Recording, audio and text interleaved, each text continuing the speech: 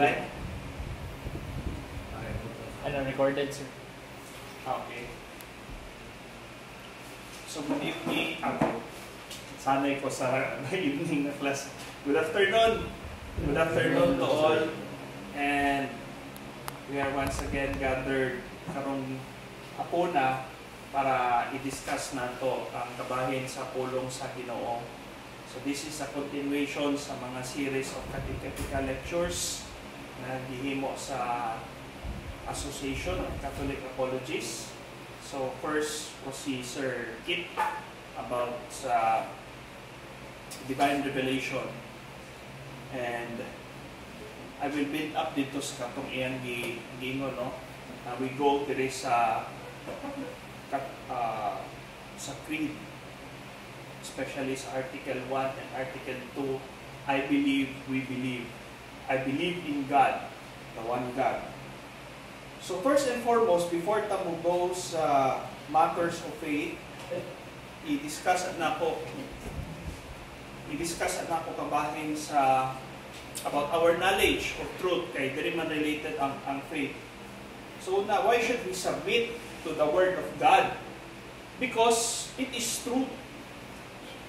It is truth itself, ang Word of God. And how do we know that it is indeed true, or it is the truth? It is by reason and faith. So, as you can see, there is an illustration. Man has an intellect by which he is able to grasp or comprehend what is truth. Ang pagkaon sa iyang intellect, ang ginakaon sa iyang intellect is ang kamatuoran mismo. So, man is made for the truth. Man is made in order to know the truth. Now, may mga kinds of knowledge or truth. So, may mga butang na mahibalan nato by our own reason, by reason alone, maski walay aid sa divine revelation. And what are these knowledge na mahibalan nato by reason alone? The existence of God, the moral good, the immortality of the soul, and the purpose of man. Now, this knowledge is being fed to man's intellect using the hand of reason. Murag ning kaon siya, no? Ang analogies murag ng kaon. But ang gigamit niya ng kamot is the hand of reason para i-feed dito sa intellect sa tao ang kaning knowledge. Of course, this comes in a form of knowledge. Dili yun ang katong, for example, ang chair, our knowledge of the chair. Dili yun ang object na chair, ibutang sa utok. But ma-apprehend na to ang chair through the knowledge. So, this knowledge enters our intellect by use of our reason. Now, why do we use first reason? Because sa pag-establish nato sa atong Catholic faith, for example, establishing the case for Catholicism, na mga kasturya nato na dili dayon automatically gidawat ang kamatuoran sa Biblia. Like, for example, ang mga atheist or sa mga ubang mga religion, mga Buddhist, mga Hindu, dili tayo nila automatically dawaton ang divine revelation or matters of faith. Ang ilang gidawat, ang dili nila malalis is ang reason. Because dili pwede na i-deny nimo ang paggamit sa imong reason using also reason. Otherwise, you are contradicting your very self. You are against reason, and then you are giving reasons against reason. That is also a form of reasoning. So, one thing na dili malalis na gamiton is ang reason sa tao. And by using reason, we are able to, outline lang nino, we are able to know about the existence of God. na the moral good, na immortality of the soul, and na purpose ang isa ka tao. Now, since ang ginagamit sa mga atheist or mga agnostic is reason alone, then we also use reason to examine the credibility of the faith. Remember, faith is not a product of reason. Ilahion ako pag-ingon, faith is not produced by reason. But reason can know or examine the credibility of the faith. Nga naman na ito, mugamit ganitag reason because again, this is the only means by which na ginagamit sa mga dimutuo sa Ginoo. So, we use reason to examine the claims of the faith. So, once reason examines the claims of the faith, gipangutana sa reason na dapat ba ning tuuhan? Is it worthy of belief? Is it believable? Is it credible? No? Dili gyud siya 100% for a thing to be reasonable. Dili man gyud 100% kailangan nimo i-demonstrate. Like for example, diha sa korte, the court cannot exactly reproduce the event that took place. But it can examine or try to reconstruct that event through witnesses. And of course, gina-establish ang witness kung angay ba katuuhan, credible ba. So the reason tries to examine the credibility of the faith. Angay ba tuuhan? And then kung ang answer yes, then the reason signals the intellect again na okay, angay yung katuuhan ang faith. And so, the intellect again will use the other hand, the hand of faith, in order to fit it with things na dili ma-feed sa reason. What is that? Ang Trinity. Dili na ito mahibalaan that God exists, but mahibalaan lang na ito na this God that exists is one in nature with three persons through the creed, through the church's teaching, through tradition, scripture, and the magisterium. These are the matters of faith. But again, we did not accept these things simply because the church says it. We first establish the credibility of faith as examined by reason, signaling our intellect that indeed this is credible, and then we accept it as such. Reason also can determine that of itself, dili siya sufficient, na siya'y kakulangan. You know, as I was making my lecture this morning, nahinumdum ko kay Socrates.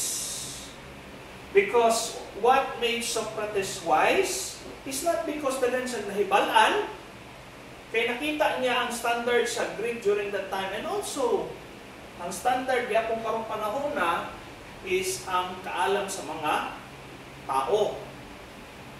Gusto din i-impress sa mga tao na daghan-daghan na nahibaluan, no?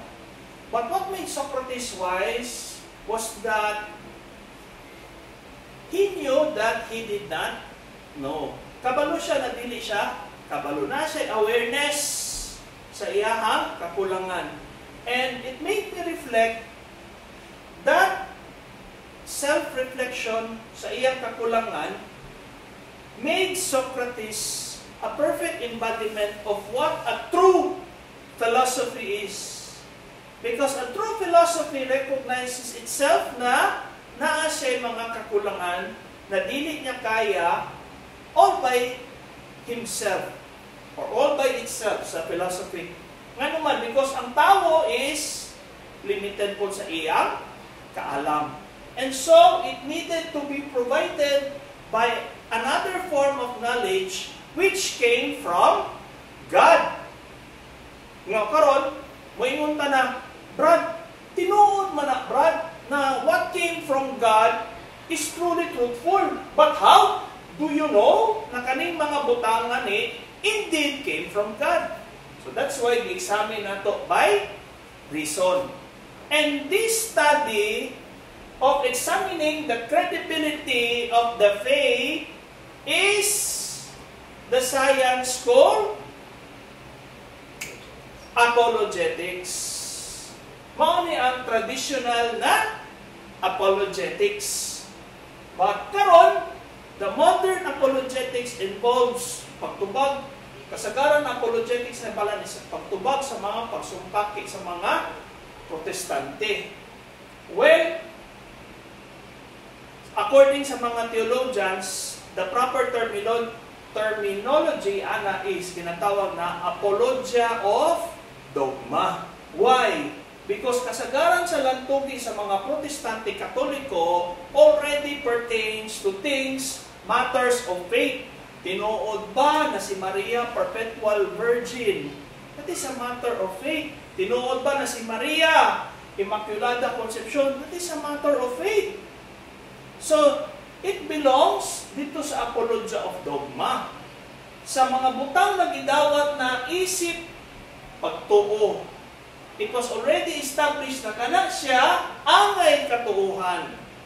But, pag wala pa na-establish na kana siya matters of faith or belongs to the matters of faith, naa pa siya sa hand reason, gina-establishan pa nato, na kana siya dapat katuuhan, o na siya gitawag na apologetics. Now, karon, unsay relationship aning reason and faith, no? Remember, we touched about this because these are the two things by which man knows the truth. Now, kanin diri sa relationship sa reason of faith,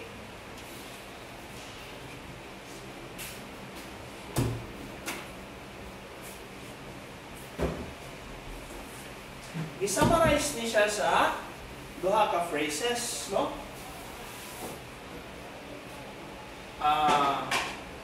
Intellego at credam, coming from Saint Anselm. Kanina phrase, gikuha ni siya kay Saint Anselm.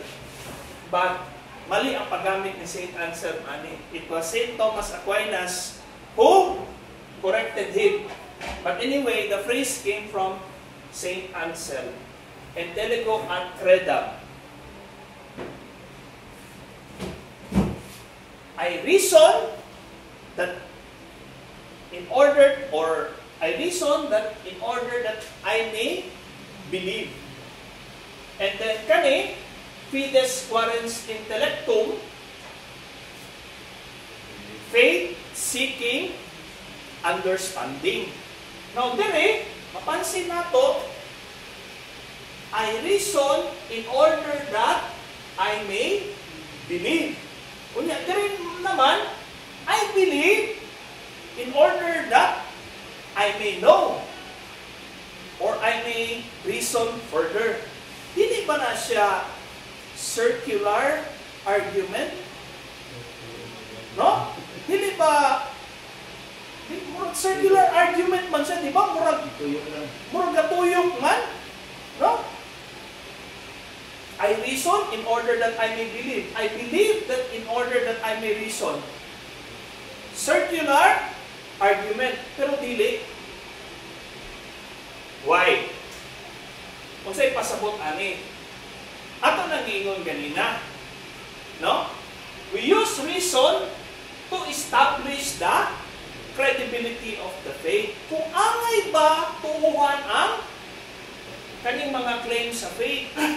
Now that it is being established as credible, believable, angay tuuhan, namugamit na ta kabahin sa Trinity, kabahin sa Immaculate Conception, I believe, nito una, in order that I may reason further. Iputangan ako further, no? Para dili siya circular. I may reason further. Why? Because even na mutuo ta sa Blessed Trinity, di ba ginagamit gyapon nato ang reason, kubanong gyapon ta dire, in order to systematize our faith. Di ba? Nagagamit gyapon tag reason. Pero, dili para i-produce ang faith, but in order to systematize it, arrange it. For example, mugamit man gyapon tag reason na how is the Trinity related sa salvation of mankind?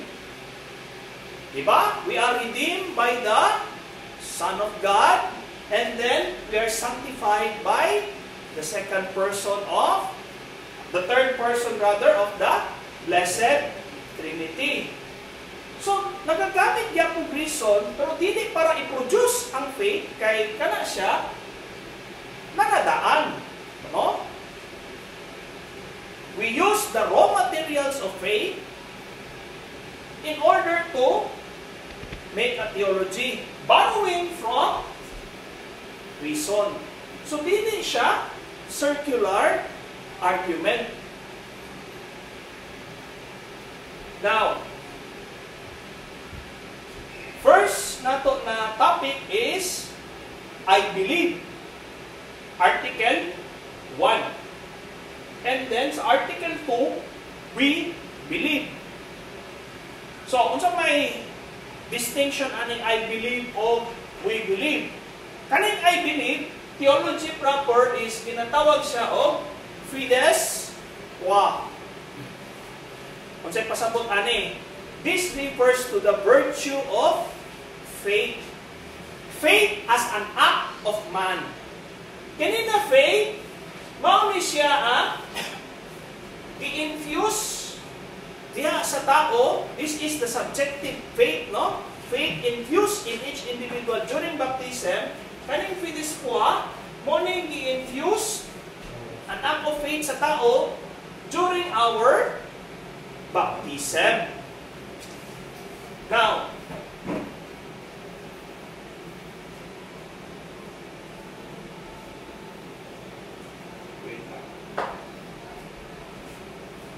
what are the examples of knowledge that, as a biblical example of knowledge that can be known by reason alone? So, one example is nasa Romans chapter 1, verse 19 to 20. For what is known about God is manifest in them, for God has manifested it to them. For unseen things about Him have been conspicuous since the creation of the world, being understood by the things that were made. Likewise His everlasting virtue and divinity, so much so that they have no excuse. So, the reality of God is manifested by the things that He created. So, ang isa ka artist nagbuhat o isa ka sculpture, that itself tells you that there is a creator of that creation. No? Kung makita lang nimo na ang isa ka butang pareha ning statue, these are created things. Papusahay, mangutana sila na kisay nag-create sa creator? None. So, yung kabrad na the things that exist, na ay nagpa-exist. So, kinsa ang naghimo sa creator, no? Ang creator is ginatawag na itong uncause, cause, wala. Let me try to distinguish, no? Dependent beings have creators. Independent beings have none. So, si God is the source of creation. He Himself is an independent being. Katong mga dependent beings, mga creation, sila to ang naay creator. Now, what are the things na kanang diri sa, according sa Bible, the things or things that belong to matters of faith. Na dili nato mahibaw-an kung wala pagipadayag sa Ginoo sa atoa. It cannot be known by our reason alone. So the only thing na maibalaan nato na kana siya exist is for God to reveal it. One example is nasa Galatians chapter 1, verse 11 to 12. Okay? So, ihatag na lang ako ang verse para dili ka madugay. Now, where does God call together all men after we are scattered because of sin? Gitawag ta sa Ginoo sa iyang simbahan, iyang pamilya. So after Adam and Eve sin, we are called once again, we gathered together in His family, the church. Now, giyon sa pag-accomplish, how did God accomplish His plan of drawing man close to Him? Iyang gipadala ang iyang anak during the fullness of time. Galatians chapter 4, verses 4 to 7. When the fullness of time has come, God sent His Son, born of a woman, born under the law. Now, when His Son ascended into heaven, iyang gibilin ang iyang mga teachings, panudlo, pati sacraments. Dili lang about teachings, but pati sacraments diya sa iyang simbahan. Specifically sa mga apostol.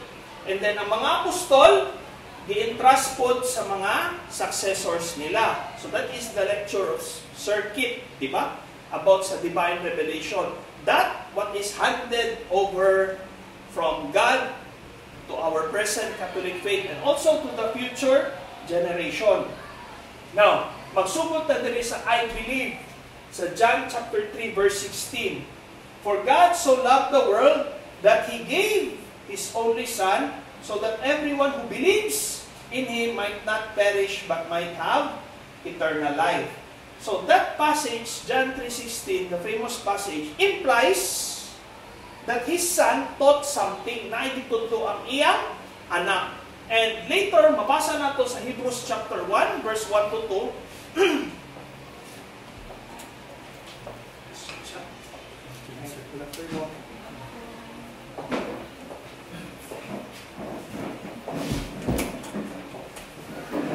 Mabasa na to sa Hebrews chapter 1, verses 1 to 2, that the final and ultimate revelation of God is ang iyang anak, our Lord and Savior, Jesus Christ.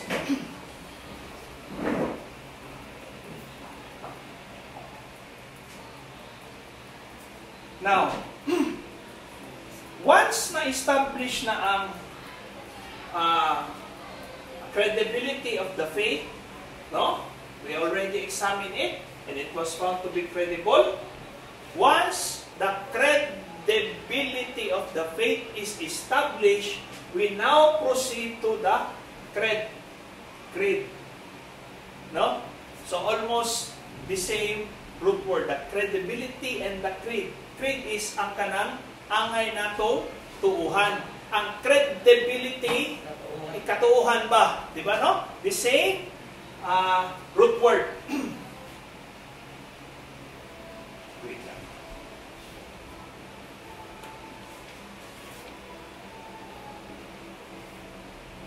Now, first, before tayo proceed diri sa Article 2, diri ta sa Article 1, according sa Catechism, we should not just believe in Jesus Christ, but really know Him. I know Him whom I have believed. I know Him whom I have believed. And the way that we know Jesus Christ is through catechesis. So naa sa 2 Timothy chapter 1, verse 12, that I know whom I have believed. Now, ngano dapat natutuuhan si Jesus Christ? Tuuhan nato si Jesus Christ because God the Father Himself pointed to His Son, Jesus Christ. Specifically during His baptism, na open ang gatong heaven and the Holy Spirit came down to Him. And the voice said, Listen, this is my beloved Son. And then sa John chapter 14, verse 1, niingon po si Christ that you believe in God, you also believe in me. Showing that He is truly divine. Now, why Jesus can reveal the Father? Nga naman pinaagi ni Jesus Christ, ma-reveal man ang knowledge about the Father. Because the Bible said na siya lang ang gikan sa Amahan. And then, He is also one in divine nature with the Father and also with the Holy Spirit. And what is the prerequisite bago ta na ay personal faith or infused faith during our baptism?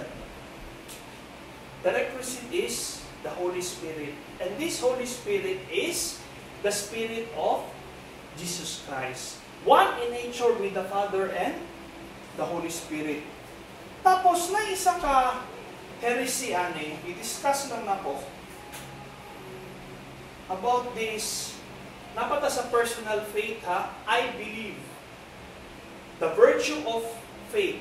By the way, ano na siya gitawag o virtue of faith? It refers sa theological virtues. Ano na siya gitawag theological virtues? Because kanina virtues, paadto dito sa Ginoo, and at the same time, through these virtues, God is also touched by them. By faith, we have evidence of the things not seen. Hebrews chapter 11 verse 1. By hope, we trust in God. Mangutana mo no, nga naman hope? Nga naman hope, we trust in God? Di ba dapat faith ang makapatrust ato sa Ginoo? Oh. Try to read naa sa encyclical ni Pope Benedict XVI, Spe Salve, that the substance of hope is faith. Nana dito. And by charity or love, the virtue of love, three theological virtues, we come into friendship with God. Now, na heresy about ano. By the way, one more thing there. Ngano siya gitawag og virtue? Virtue pertains to good habits. But ang virtue diri is not just the virtue talked about by mga philosophers na you can gain good habit by yourself alone. No. Tinuod naman na sa capability by His will para to create a good habit. But in the Catholic sense, we cannot truly be good without the grace coming from God. No? Otherwise, if we try to say to ourselves na kaya namong magbuhat o maayo without the grace of God, that is Pelagianism. No? We cannot do that. Yung gani ang Bible, without faith, it is impossible to please God. So, ang ginaingon din na faith is an act of faith. No? And naay heresy ani. This was condemned by Pope Pius X, the heresy of modernism. Because as time went by, ang mga modern philosophers began to put down our Catholic faith. Mayroon sila na it is ridiculous to say na God is infused, gisulod sa imong kalag, ang grasya sa Ginoo, and then God continues to instruct you. It is ridiculous.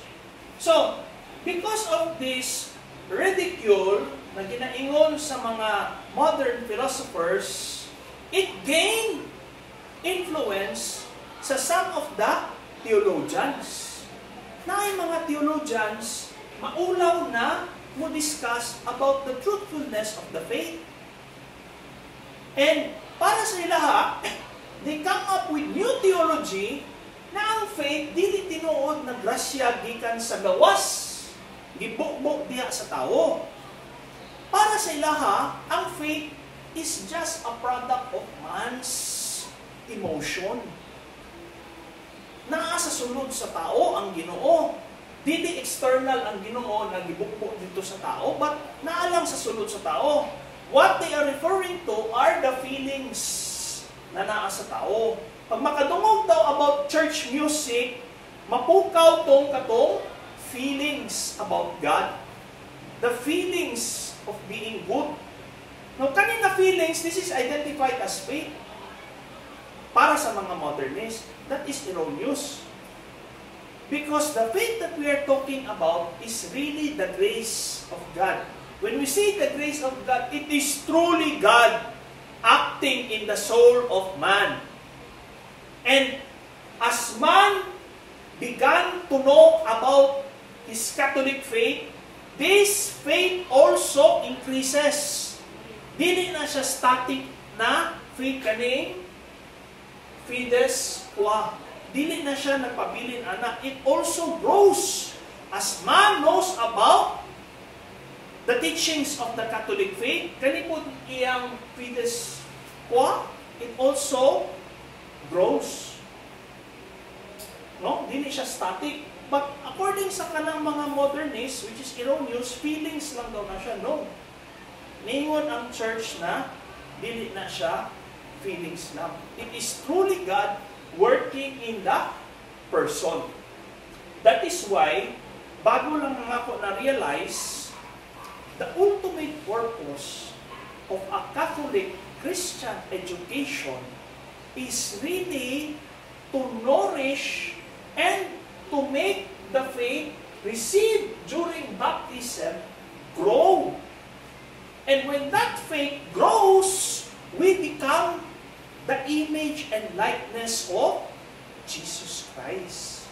That is the purpose of the ultimate purpose of a Catholic education. Naana siya sa Vatican II na document.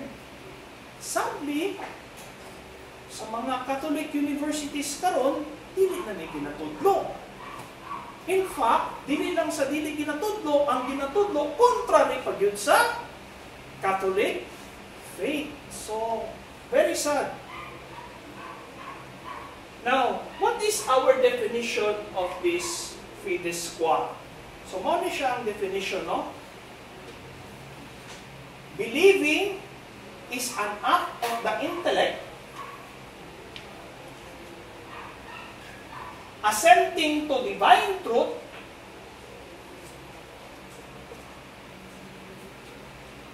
by the command of the will which is moved by God through grace and the Holy Spirit.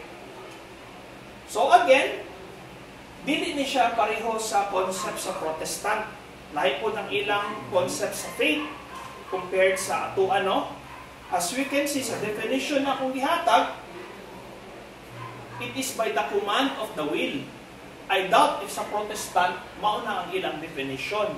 Because para sa ilaha, ang will, walay part. Because the will is totally in bondage according to Martin Luther. So, lahi ang ilang concept sa faith, lahi sa tuang Katoliko. So, dapat masayod taong sa understanding sa simbahan. Kaya otherwise, basig nagamit lang tag the same word, faith, mo yung tagpareho lang na, lahi. Lahi ang pagsabot. Kung susiyo na tumayo ang definition na gihatag sa simbahan, lahi yun.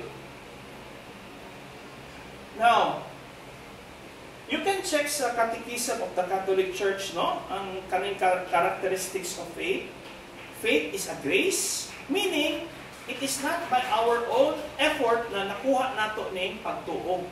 It is by the grace gikan sa Holy Spirit na na-receive nato during baptism.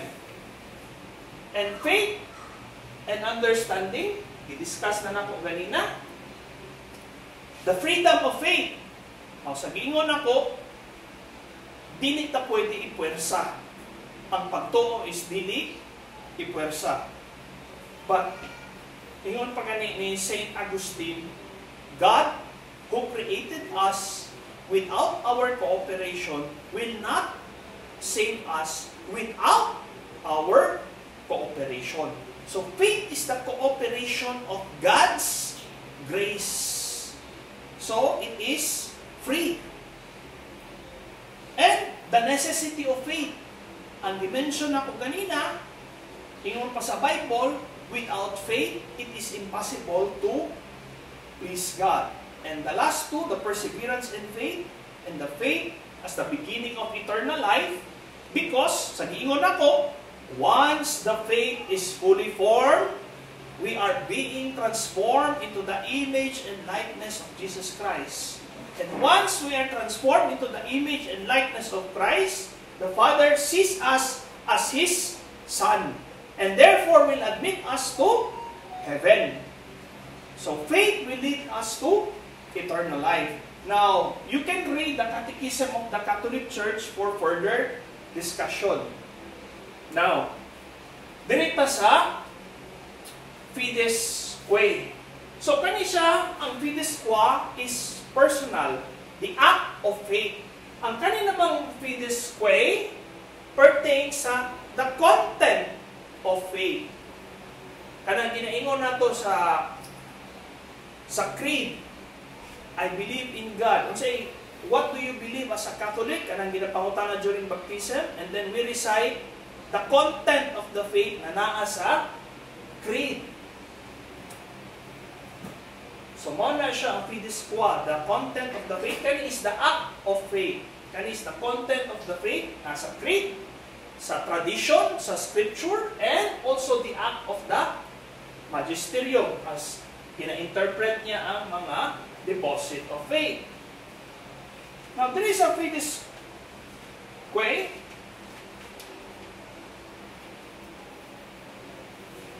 The first one to believe is the church.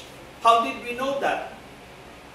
Sa atong pagbunyag, unsa man ang kanang ginapangutana, what is it that you ask in the church? Nangayo ta sa church. It implies na ang church di ay is nauna sa pagtuo compared sa tua individually. Because sa church, ihatag ang pagtuo ni Lord Jesus Christ, atong Ginoo, bago siya isaka dito sa langit.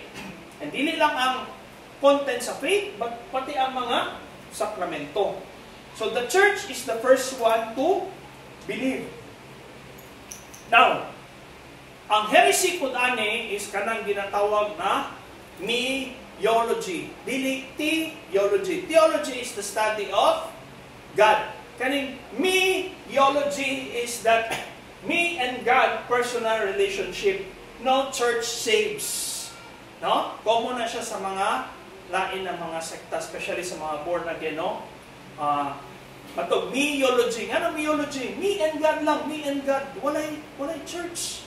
So, kana na heresy, giputol nimo ang ulo ug ang lawas. Kaya ang lawas sa Ginoo is ang iyang simbahan. Colossians chapter 1 verse 18. Now, ngayon ka na, Ginoo lang ug ako, imong giputol ang lawas sa imong giputol ang ulo dito sa lawas. Ang lawas niya ang simbahan. So, dili pwede na tinuod na ay personal aspect sa atong faith, no? But our personal aspect must be joined with the communal aspect of the faith, with the church. Because Jesus did not just die individually para sa toa. He died for His entire body, the church. Naana sa Ephesians chapter 5. I do not know, it's 24-25. Basta nasa Ephesians 5, that the model of a husband and a wife is Christ and the church, because Christ gave Himself to the church to sanctify the church, His body, the whole, hindi lang individual. No? So, that meology is a heresy. Personal relationship lang daw, walay religion na makaluwas. Now,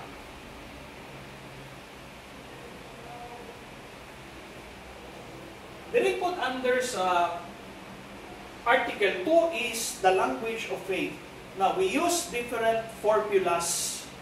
There is atong faith. In order to express the reality.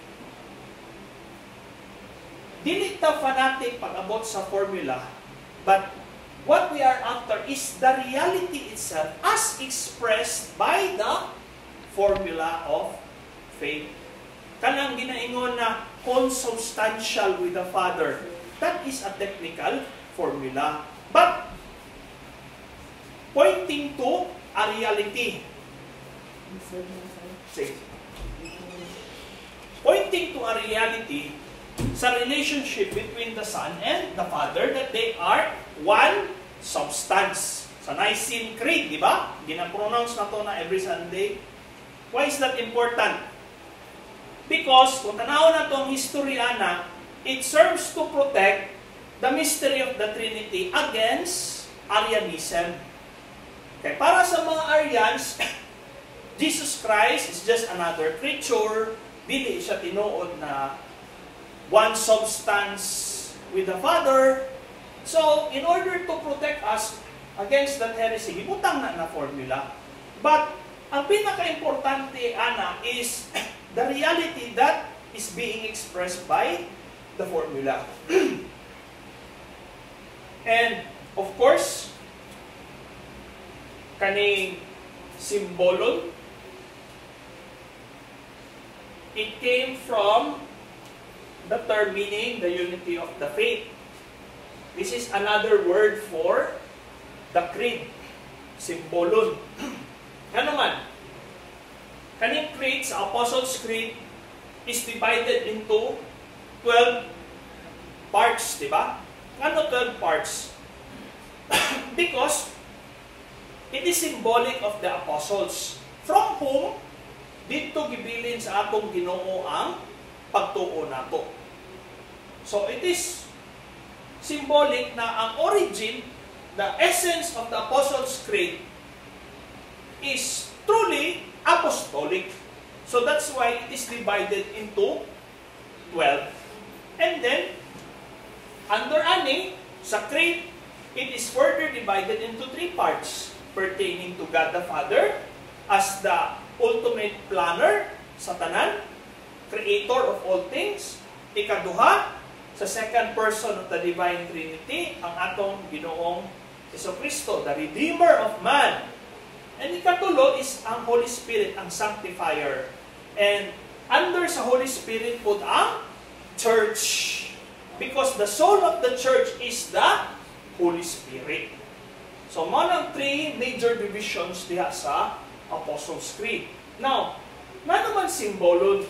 Because kanang symbolon also reflects about the unity of our faith. Ang original meaning ani is ang gathering. Sa una na time, for example, natay ka ng medal, no? And then, sa mga lovers, sa una, example, heart na kanang medal. So, ang isa ka pikas na heart is para kang girl, ang isa ka pikas na heart is para kang boy. No? And the heart cannot be 4. So, kung isa lang, kung ang babae lang ang isa, dili ma-form to na heart, kung wala tong kanang kapikas niya. So, ana ang pag-divide sa symbolon sa una, na ay broken parts is di-divide sa mga lain-laing tao. Now, dili nato makuha ang kinatibukan ana kung dili sila mahiusa. Only when united together, kato na mga parts, makita nato ang entire message. That is why the symbolon is also a symbol of the unity of faith. The creed is also a symbol of the unity of the faith because apart, dili nato makuha ang kinatibukan sa message. But only when they are formed together, diha nato makuha ang iyang pasabot. So, one last thing, how do we express this kaning fides que and fides qua diha sa liturgy? So, kaning fides qua, no, is an act. No? Mao ni ang act sa tao. Perceiving the content of faith. No? Gidawat nato ang content sa faith. Asa man ni siya gi-express diha sa misa. During the homily, that is the message of God. It is God speaking during the liturgy of the Word. Especially sa pare. When the priest reads the gospel, it is not just the priest reading the gospel. It is God Himself, Jesus Christ Himself, working in the priest, reading that word sa mga katawhan. So that is His revelation. Diyon sa pagdawat nato, ana na revelation. So after the homily, we make the profession of the faith. Fides quae. Profession of the faith. Meaning, I believe. Gituuhan ako ang akong nadungog diha sa readings. So this reality is expressed in our liturgy through the homily and the profession of the faith. Nga naman, I believe. I believe. Kinsa mong ginatuuhan? Ginatuuhan ako ang pulong sa Diyos. Nadungog na ako after homily. That's why, after homily, diya pa na ito ginaingon ang profession of faith. Another meaning, ana, from what I heard sa EWTN sa una, na if there will be any errors during homily, makorek siya pag-abot dito sa creed. Ang creed serves as a standard to correct whatever errors nag-ingon diha sa homily. Pananglitan, ang pare mo mag-homily na, si Kristo tao lang, dili Diyos. Makorek na pag-abot sa creed. Consubstantial with the Father. Light from light, God from God. That is another purpose of creed. So this ends our talk for this afternoon. I hope na mo'y natunan sa gamay na higayon. So, thank you for listening. And pag may question, open ang floor.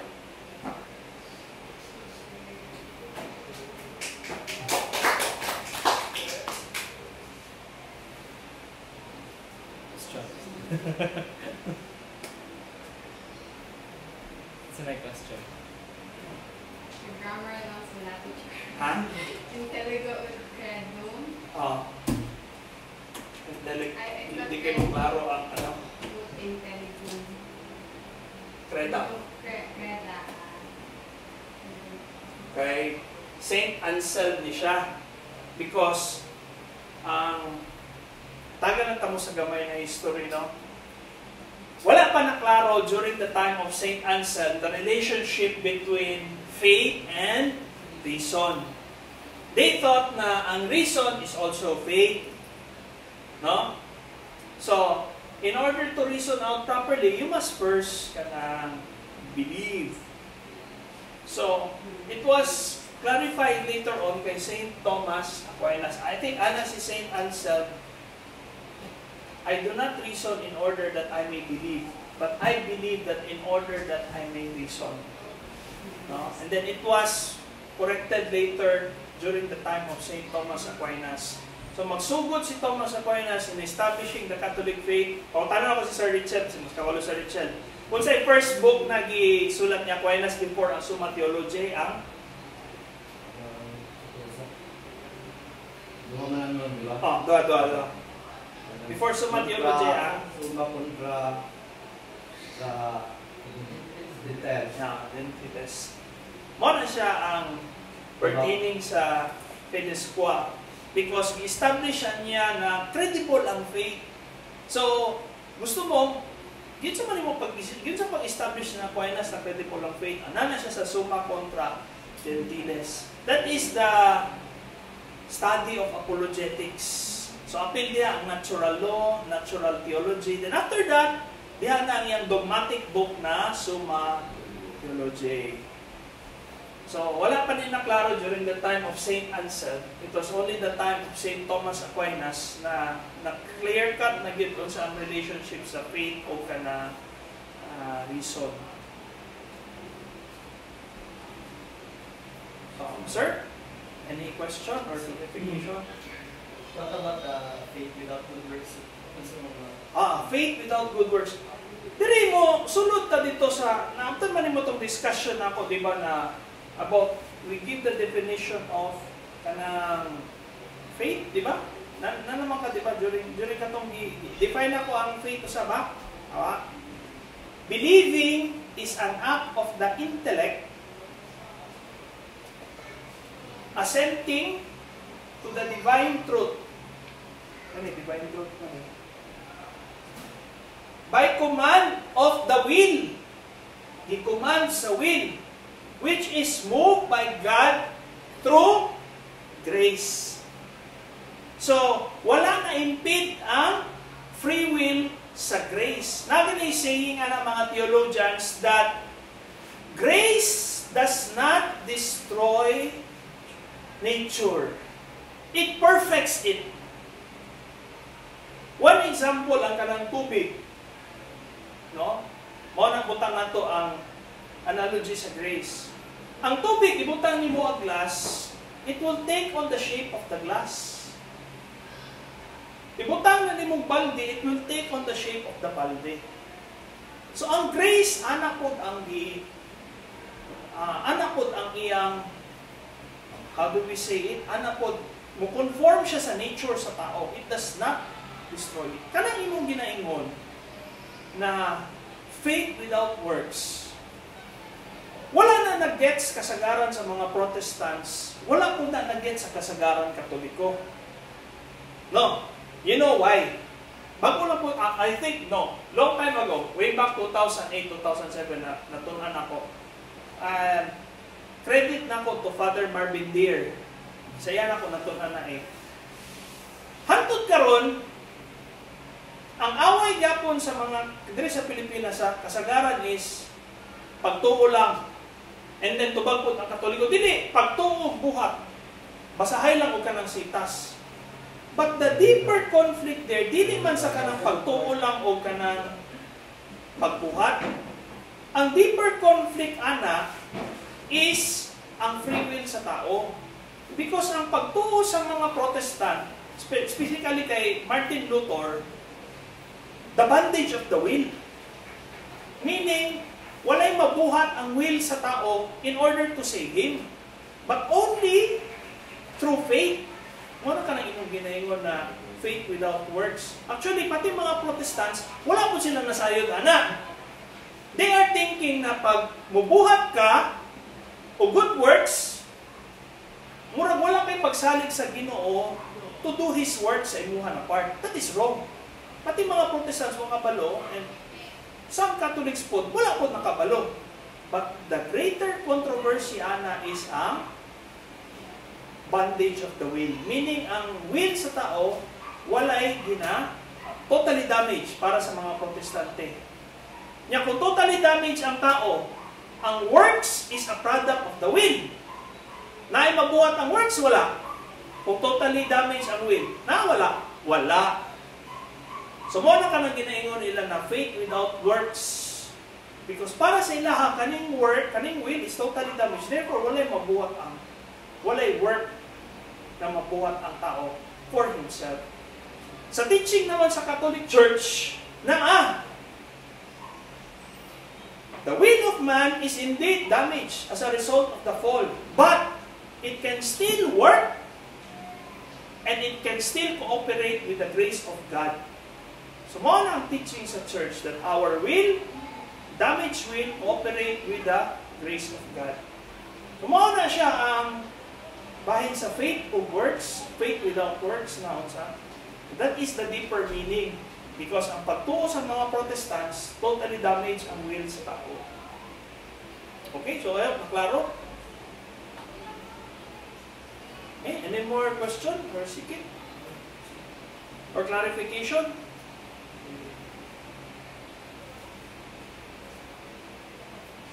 잠깐만.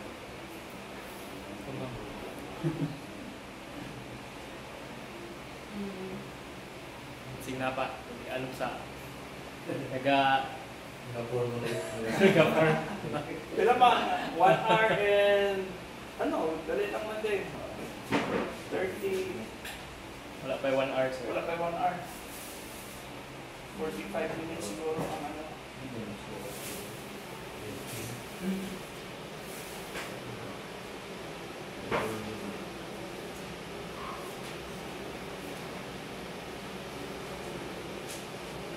Minsan mo maingon, sir, sa kanang dili nila ma-reason nila, dili nila ma-explain nilang faith. Very good. Nakalimot ko na.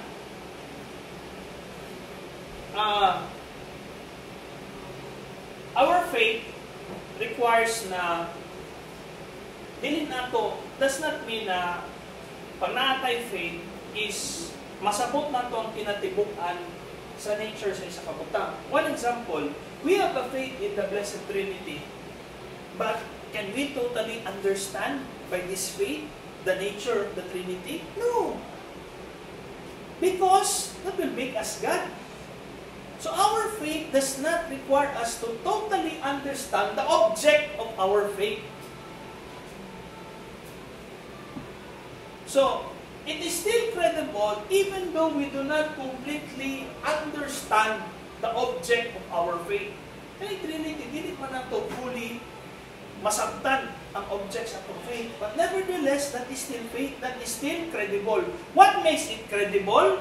Because the one who revealed it to us is God, who Himself cannot lie and cannot be deceived.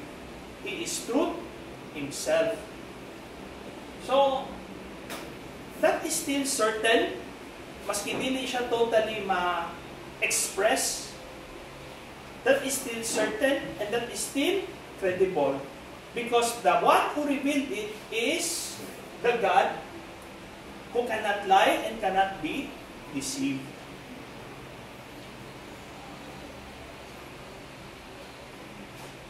So, na ay mga aspects lang. Example sa Trinity, the object of our faith cannot be exhausted. Dili man yun nato ma-exhaustanan. But, it is still credible. Even sa kanang natural order, we are using the internet, di ba? And we find the internet as credible kay nagatabang ang internet sa atong panapagkinabuhi. But can you honestly say that you understand totally how the internet functions? No. And yet you're still using it. Even in the natural order lang, ha? So even if dili siya totally ma-express, as long that it really belongs to kaning Fides way, it is still credible and believable. In terms sa Revelation, sir, and kanang sa Creed, sir, ba? Naiuban na moingon nga they accept that it is God who reveals and God cannot lie, etc. But naa sila emphasis on the limitation of natural reason. Na kanang murag what if na mali og sabot sa tao. So how can you say for certain na tama tong formulation sa creed when man's reason can be limited?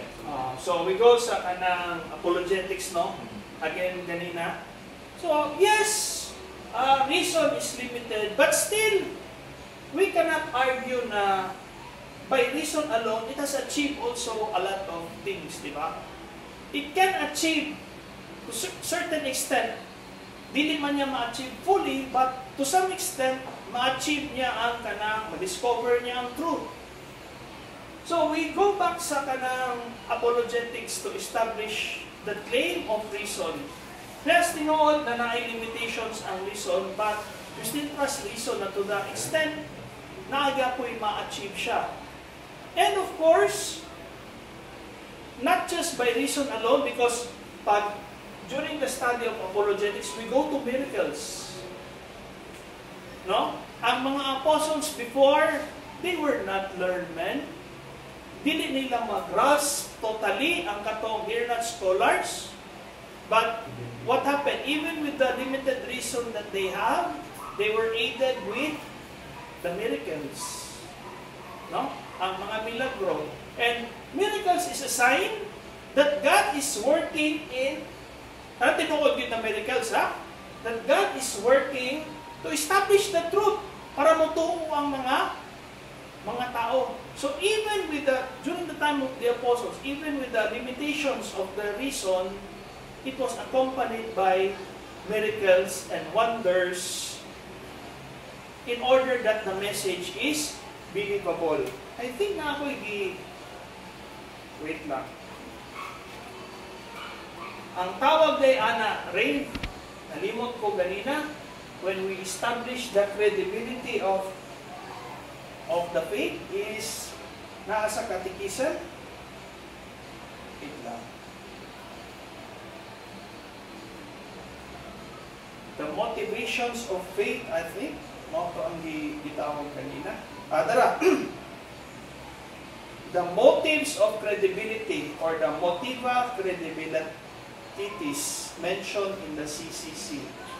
So, when you establish the credibility of faith, tawag ginatanaw niya ang motives of credibility. So, na mga biblical examples, no? This comes from the CCC, no?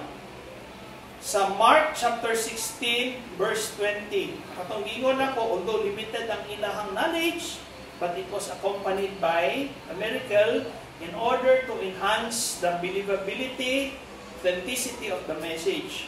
One example, nasa Mark chapter 16, verse 20. But they went forth and preached everywhere, while the Lord worked with them and confirmed the word through accompanying signs. Hebrews chapter 2, verse 4. God added His testimony by signs, wonders, various acts of power, and distribution of the gifts of the Holy Spirit according to His will. So, kanaang itong tubag ato with the limitations of reason. Okay? Any more questions?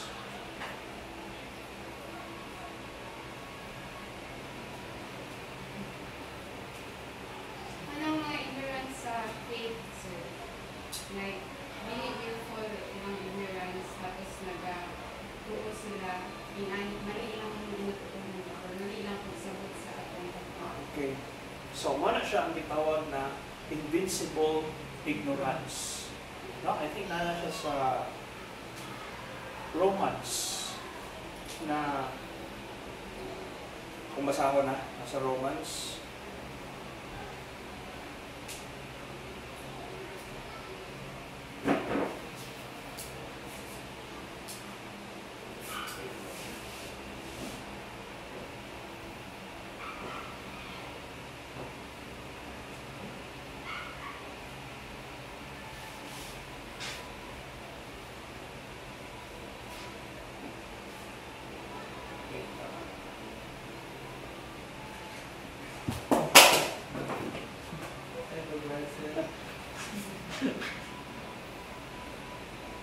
Dala, ang invincible ignorance, kanang wala nasayod siya, kanang tinuod. But, with all honesty, tinuod mo yun, wala siya nasayod. It was an honest mistake. So, nasa Romans chapter 2, verse 12, kanang invincible ignorance, no? For whoever had sinned without the law will perish without the law. And whoever had sinned in the law will be judged by the law. For it is not the hearers of the law who are just before God, but rather it is the doers of the law who shall be justified. Verse 14. For when the Gentiles who do not have the law, meaning invincible ignorant, do by nature those things which are of the law, such persons not having the law are a law unto themselves. So kung unsa tong knowledge niya about sa unsay tama, mao putoy gamiton sa Ginoo para hukman siya kung nagbuhat ba siya og tama or mali. So biblical basis, Romans chapter 2 verses 12 to 14. So, noon ang may mga makasugod sa langit. Yes. And dili lang kay based anang knowledge nila o sa buhat nila, it is by the grace coming from the church. Maski dili nadawat nila ang kanang sacramental baptism, it is still the grace coming from the church that they are able to enter heaven. Katong yung mga totally ignorant about the faith. So, kita nga na yung balaan, ako payo ba? Oo, dako ang kanang responsibility yun. Mga yung sa Bible na I do not want you to be teachers, no? Meaning, ang ipasabot ato is be careful of what you know, because what you know will make you will have greater responsibility on your part. Ano na siya? Paun sa kanang say qualifications anang invincible ignorance, sir, like for instance karon daghan kayo kanang mga wala na tarong og catechize, daghan og mga misunderstanding sa in terms of the dogma or the doctrines of the church. Does it qualify kay lisod man pud kayo wala man poy kumbaga lisod pangitaon ang access towards good catechesis? Okay. So, ang first kanang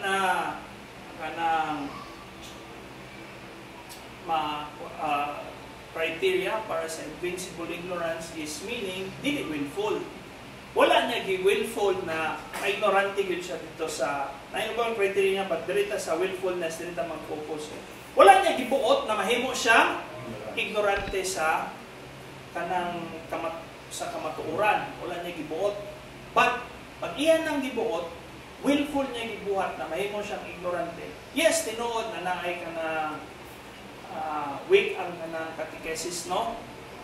But kung timbang-timbangon po sa Ginoo ang kanang mga circumstances na napakay opportunity para maka-learn ka about kanang the truthfulness of the Catholic faith and not just diri sa mga false catechist. Pag makita na and next question is, did you take that opportunity para matun-an nimo ang kanang kamatuoran sa kanang Catholic faith? So, it is not automatically excuse na naay bad catechesis, automatically ma-fall ka under sa kanang invincible ignorance. So, those circumstances will be weighed in against dito sa katong tao na invisible ignorance ba yun siya. So, kana ang ginatanaw. Example, wala mo ko kabalo about the Catholic faith, dahil mo tanang Ginoo na ba kay internet? Na ba kay Facebook? Sa Facebook na Lord! Kasi ginatanaw mo sa Facebook. Update lang Lord, TikTok, sayaw-sayaw. Pagkaon. Salamin. Salamin. So, naging ignorance siya, sir. Naging ignorance siya because he refused to learn. He refused to learn. So, willful to ang iyang pagka-ignorante, no? Hindi na-justify. What about, sir, kung na siya gitake na steps to learn, for example, like enroll siya Catholic University, and because tanaw niya, those people teaching there have an authority, yes. Dagang mga then gitawat niya ang whatever was taught, but mali ang gitudlo di ay. Yes. So, diyan mo sunod ang katong conscience, no? So, although ang conscience niya is really, you cannot lie din sa imong conscience. That is, honest to goodness, na mao din na imong pagkabalo. So, mo-apply ka po sa Romans chapter 2, na kung unsa to imong naibalaan na katong tama, mao dito ang katong, although, in fact, in actuality, mali dito, but mao dito imong naibalaan, sa conscience nimo na mao dito ang tama, then, you are justified to following it. Because the God will judge you not according to the law, but what you know to be the law. Napuyuban mo yung sir nga, mas mayo dahil di na lang magtudlo para ignorant. Yes. Diba? Yes. Ang another downside po na is money. Maabot na sa parable of the talent. Diba? Yung sa manimo ang kanang gift na akong gihatag sa imo Lord! Wala Lord! Ako lang gilubog kay mahadlo ko na i-judge ko nimo. Maabot kaya punta sa parable of the talent. Wala kaya po nimo gigamit ang full potential na dapat na sa imo Ang uban ingnan, holiday of obligation sa August 15. Ngano giingnan ko nimo? Kung dili ko katilog mas nakasala noon ko. So kana ang mga instances na gina-consider, no? So anyway, I hope makatabang ni mga illustrations. If you notice, may distinction between the knowledge that can be known by our reason, of the knowledge that can be known by our faith.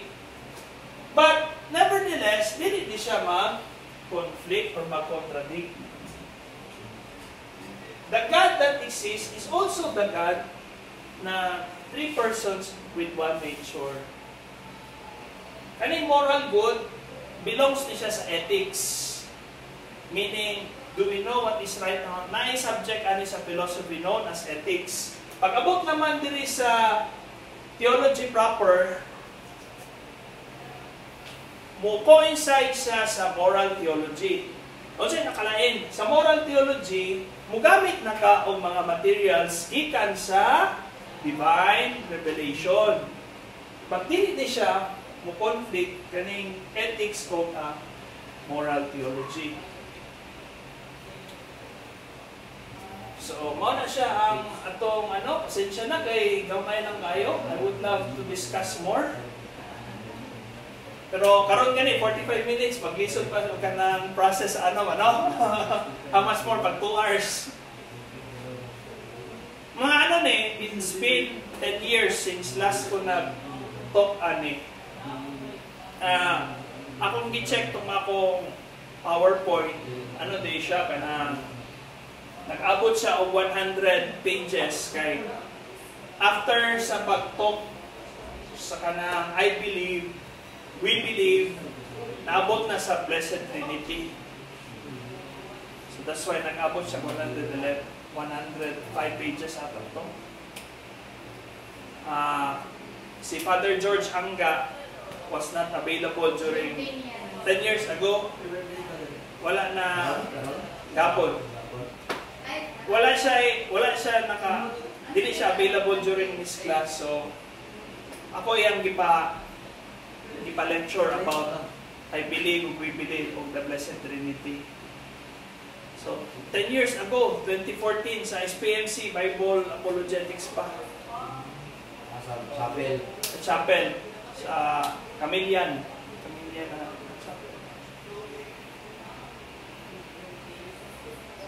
Okay, questions?